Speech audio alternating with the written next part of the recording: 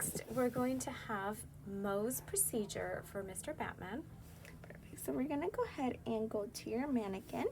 And again, you want to be accurate with your location, so you want to grab it from the biopsy site. Again, you're going to go ahead and go to review to be able to look at the locations. So for today, we're going to go ahead and do the one on the left inferior eyelid, which is a basal cell. We're going to click on it, and we're going to go ahead and accept the location. We're going to do it as undefined. We have not done the procedure yet.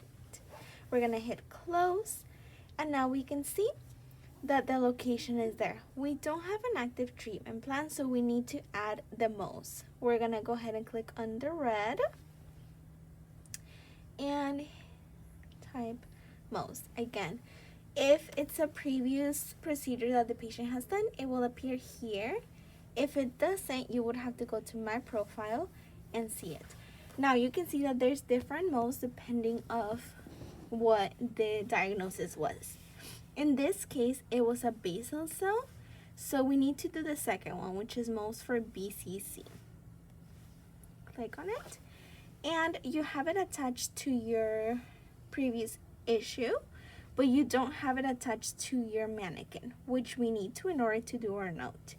You will go ahead and click on the location, go to the scalpel, add new procedure, and you have your Mohs.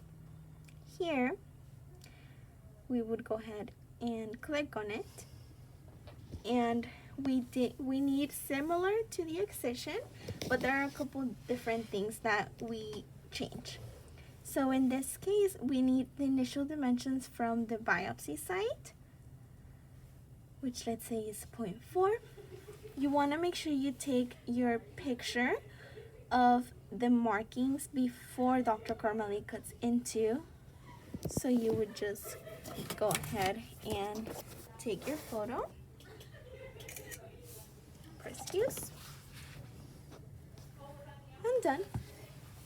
Now, Mohs is done in stages.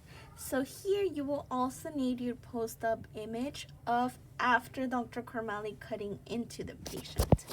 So in this case, the area would look like an open site, like that. So at the end out of your excision, you would go ahead and click on take a photo for post-op and take your photo. It is important that you're keeping track of your photos because we need the process of the Mohs procedure pictured. Here we're gonna go ahead and scroll down, and you would put how much anesthesia Dr. Kormeili injected. So we would go ahead and let's say she injected 3 ml. Press that. And we want to make sure we change hemostasis. So we use the Mohs Note,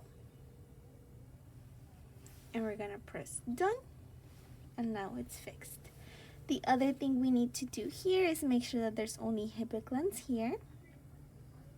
And we need to also wait for Dr. Kormeili to determine the Mohs sections.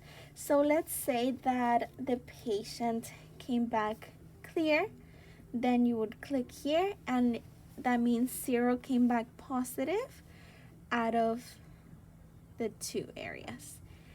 If the